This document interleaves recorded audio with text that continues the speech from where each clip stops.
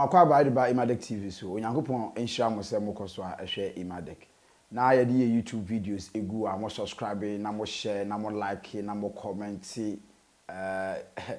bebie a nyame enhira mo aketi Mpeninsem na na egu so a ye ka ho nsem no na trust me say nsem no edoso na me be keka nsem bi e wa ha se concern aketi Mpeninsem adwuma ene ni management ne ono ani nua no mo nsem a ye na nsem bia me kan ye no me san sisi aka se akete maame woni wo nua Tony montena ase woni wo nua Tony montena ase because mahu se obi ni nam social media keka nsem ni se wasan o masan so bia new YouTube channel ama akete ma mo sa be adwuma maame I'm telling you, you are making a big mistake.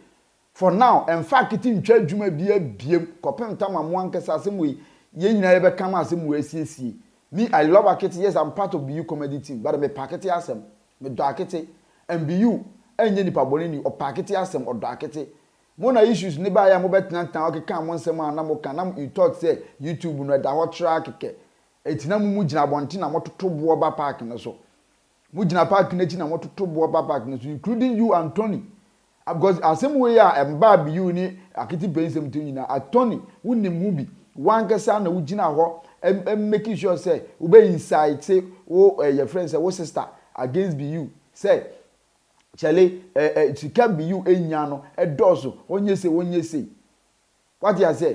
onye say na mo ka nsem bebre ye den egu BU so ma enuguase ye den baaye meanwhile the boy was doing everything in his capacity to support Akete Mpeninsem me so for bone so me so for so me nyo obi am ye motro mojo kululu budu dabi me if it is black after all what can you do like there na be me they can say tuntum there na be me can say kokko there na be me minimum you can't do anything to me enti nyame be atra wo Akete Mpeninsem am ne say sa new channel na mo bie na mo se mo kwakotwa Akete Mpeninsem adwuma gu no so wan ye very careful, trust me say ni esi hwe wa wunua Tony mpo na ne enya problem wan hwe ne ya ni esi no ebe chance a ni esi no ebe chance a etime mfa obi amfa market memfa Akete mfa ma obi for now na mu nyina mu nsesi asem no na the old channel na ya Akete Mpeninsem de no mo nkoso anya adwuma ye de emfa nguo sabusum bia adwurumpo na obi a mu chesika kakra bebam na obi anya 20 million obi anya 10 million mpo a mo me it is better than say obeyi channel no say me de kwakọ mo obi fufuro and am no obi fufuro kwakọ ye because that same person no the first question I'm person bisa ma me say channel wey am bia ni sesi am Akete Mpeninsem ya e will be change platform to our work say or no baba ye adwuma ye adwuma master ti ye adwuma gu channel no be say say that channel no e why they create ye why they create that Google Gmail account no why they create ye say ye wonu wukuru na tena mu dem na mu create ye because me Emadek TV am use e me na me create ma de me na me create me YouTube channel me na me create ma de and I didn't create it in the name of anybody. I created a channel for myself. I mean the Gmail account for myself. And I mean I'm meeting one I'm saying no Debbie. Yes, it be the YouTube. It's my and that was somewhere 2011. And I mean me creating my Gmail account. In the 2011 I mean me creating my Gmail account, you know. Somewhere 2012 down there. And I mean me started say me creating my ankasa me YouTube channel. Because as a 2011 one na ma hu niam bebre wo YouTube na 2012 one am so let me start making me ankasa me YouTube videos ni say niam bi ni ade eti anu de me ana me create ma ade me Gmail account ana me am ye yi eti want to send me one ankasa to me create Gmail account we create YouTube channel no trust me say obi bia obi create Gmail account no was create YouTube channel in the name of Akete no so one hwe ni ye a woni nipa ne be say nya problem. But wunuya ne dey wunuya even though Tony minim say ono dey create Akete Gmail account no or ye wunuya go back there talk to him discuss everything with him na Akete YouTube channel no mo nsanya adwuma ye dey enguo ma hu say Nana K24/7 e dey letter bi aba to YouTube and say letter no Nana K24/7 e dey aba to no information say manya wa ha ni audio say manya wa ha no e kire say letter no e ye mra na Tony no untrusting maame na wa because maame na wa America no Not Tony no, a baby, not Tony no, and trust me, maybe. So Tony didn't want to give the account to Mamini because now Mamino requested for the access of the Gmail account. Say Obama wo Akete Mamino mwenya access. No, Mamino so mwenya access no. Tony na on trust Mamino. So he didn't want to give the account to Mamino. Eti ekoma confusion bi ba one Mamino ntem because she was investing or the sika ewuram ebu Akete Mpeninsem. And in as much as all yes no, she has to know where her money is going. Say having impact. So because we also were bushing for Ghana ha.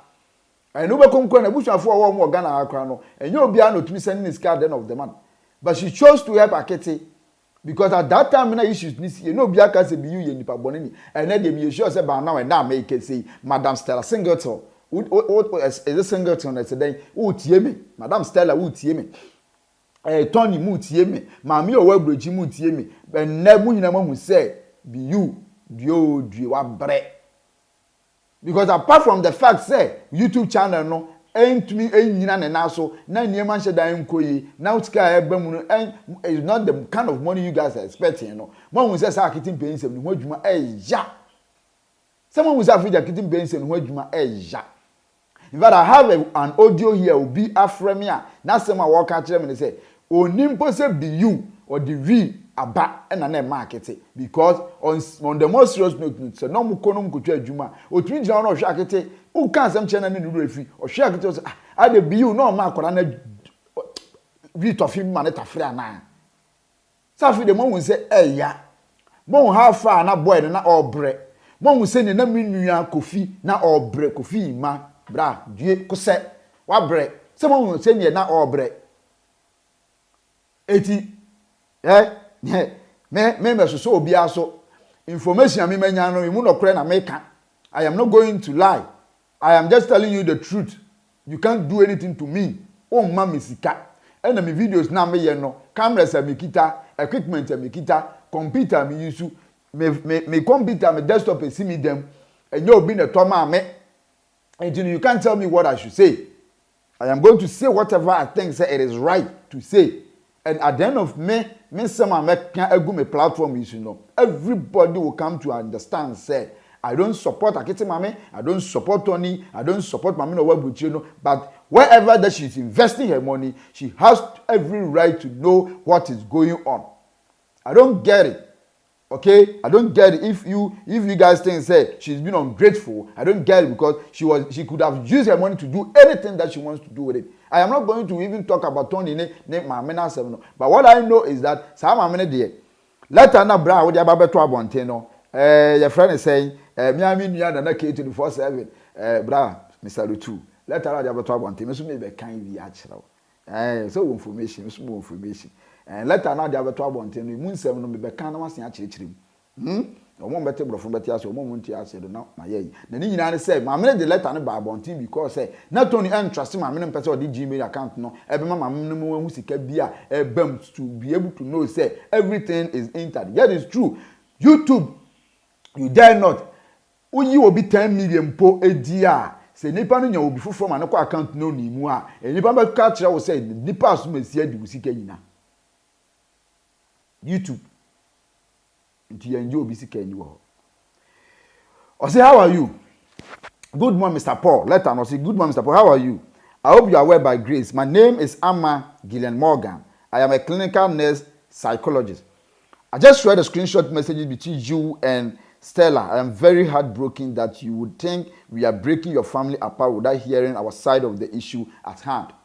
Please, what tension have you caused in your family when the perpetrator is acting like a victim, getting into your ears, trying to trace the truth around?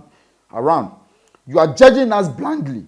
Anthony is trying to derail Akete'S future, and I say Wendy's future. And yes, Anthony can withdraw money without the PIN. YouTube pays the revenue into an account called ASIN after it generates.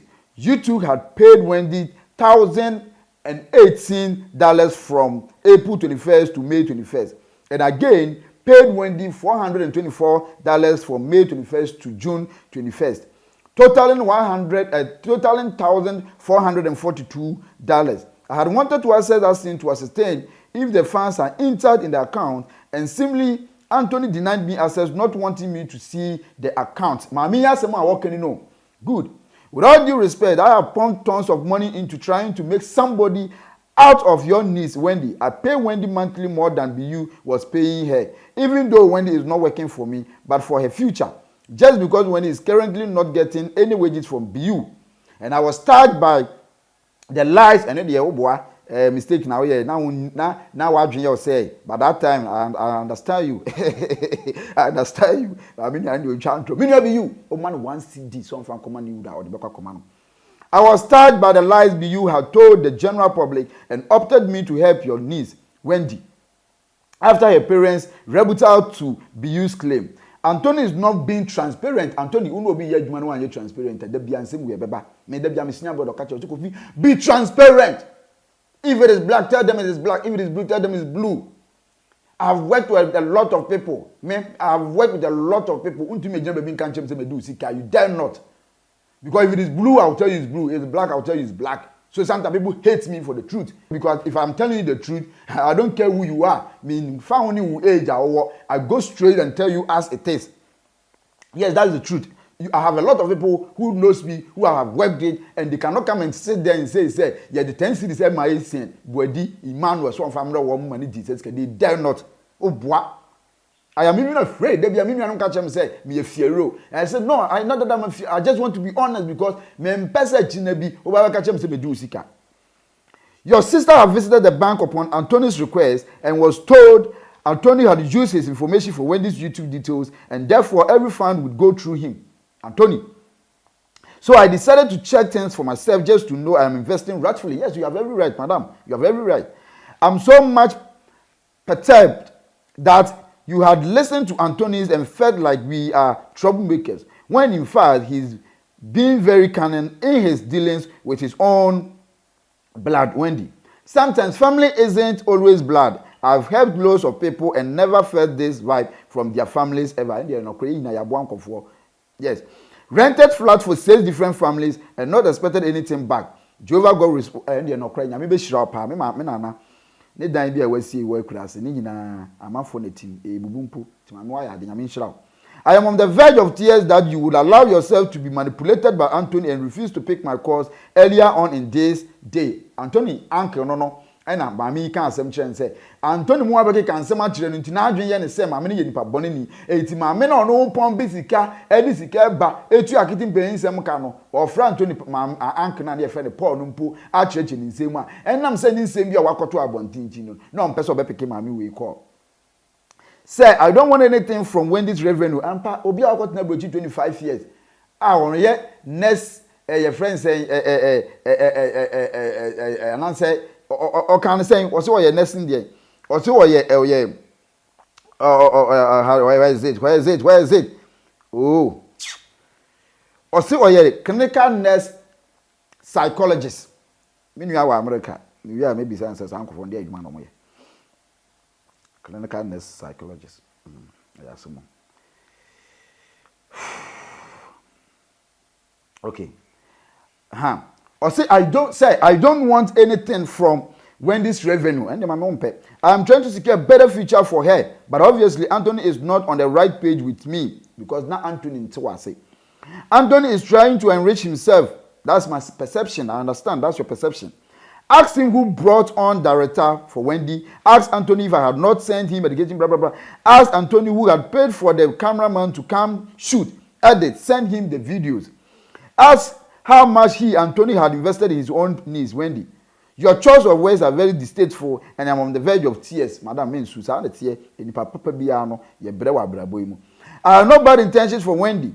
I just don't want BU and his hungry bears bloggers to mock her and your sister, Matilda, hence my sacrifice for her.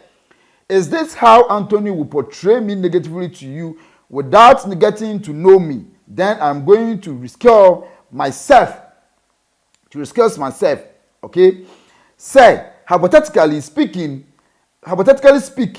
would you invest in my daughter and not want to see your money's worth? Everyone I spoke with about Anthony's behavior is telling me Anthony is hiding something. Ask your sister. If you have not instructed her to get a new passport and paid for Wendy to bring your niece to the state just to shame you.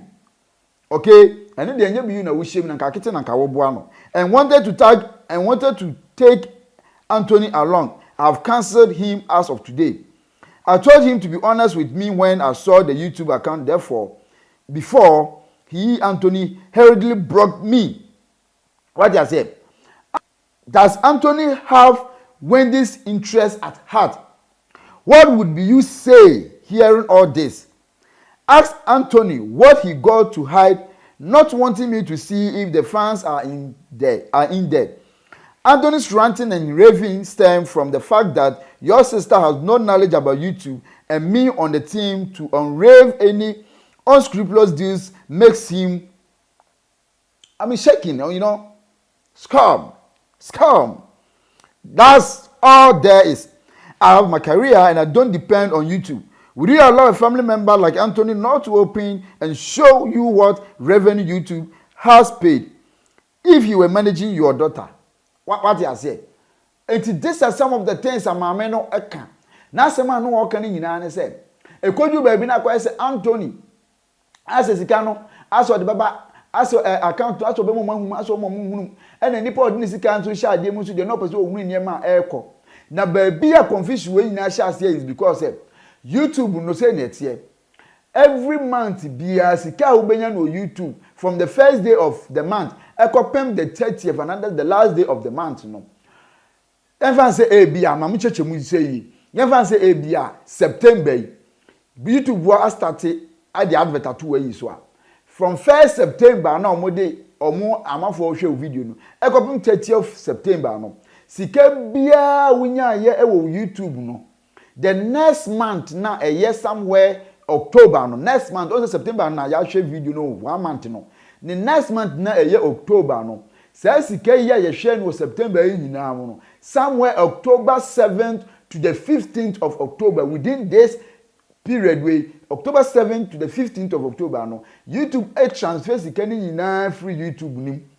Omuyi say sika nyina free YouTube nim. E de koko gu atsi ho. E de koko gu atsi ho. Na wo de koko gu atsi ho na yes October no omo de kogu action wo na omo de gu action wo na some month na somewhere 7 to 15 no omo de kogu wo no if some month na 21st of that month na sika no omo de kogu action no 21st na YouTube for na tua sika na be go back account 80 September sika no ni na by 7th to how do you call it 7 to 12th of the month na 15th of the month no next can be go asking no na the 21st no na YouTube for no atua can be go account no to 21st no mutua ya were 5 working days business working days until 21st no say ya Saturday mpo a don't worry ma ho be 3 days 4 days no sika no be reflect e wo bank account say ya tua eti aba ne sa na uko YouTube wo na sika na ya tua no yenya wura October mu sa na afune October sika so eba be count eti yenya wura October mu a na YouTube September de no etiko eti wura October 1st na October 1st no September de no ba kwa tie free so October 2nd na September de no because YouTube they deal with 28 days eti the next 28 days no eti wan hwe ne ye no anya adwuma emo sika tema nkoso a the next 28 days no obi we ko YouTube no na sika no so aiden ati na azu be ye ne say de de no kura no ye ye frim ana YouTube for na fa won fai akogu ba bi ti 10 years kura na say sika no be ye agu account mu a eguo ehwan eye wodia enti e bia na ma me no no na mo nti ne ma bi ase ena ma sa o ne Anthony mu confuse we mu ye den e baaye ena Anthony no nso so no na ono so enje ma me ndi because mu audio ha Anthony ekese ma me no e third party what you say or ba so ba be bo Akete'S Mpeninsem na one man kwan mani ma take control of your friends in YouTube channel and to one for YouTube bi anfa de enfa ma eno ne yente ase na omunye de no omunya emma wo mo ho omunye yente ase na omunya emfa mo emma wo mo eti the YouTube channel na ewo enti sa jim your friends say letter na Akete'S 24/7 de ba be 2 page no eno na me so ma de ma be ka ho nsem no.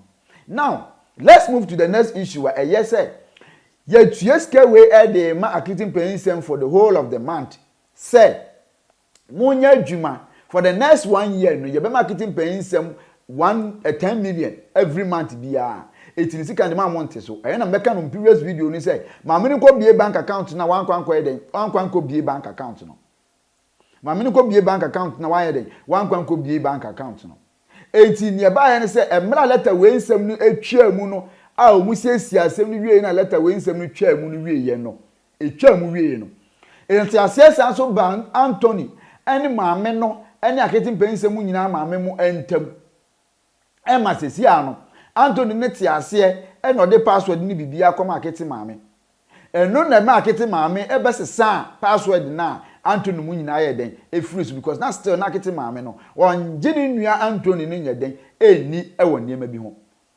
na onjini nua Anthony no eni ewo niema bi ho eti ne ye ne say maame ne san so the another letter e the buy a letter no wo de buy no obeka nsem ba ko mienu bi ye den ewo letter nim say ono ne de sika no ompa bi na onfa sika no emfa ye den emfa anya hwe enti no your friend say Anthony mo e make sure say sika bi e be account nim bia no wo be huru kwan yo be fa so be den o be che no eti letter na maame ne e de buy no o de buy on June 27 2022 this year ya or say you shall receive 1.1 your friend saying 1/5 okay 1/5 that's 1/5 of the revenue from the channel you created because Anthony na mama can say me actually or say dear Anthony you shall receive 1/5 of the revenue from the channel you created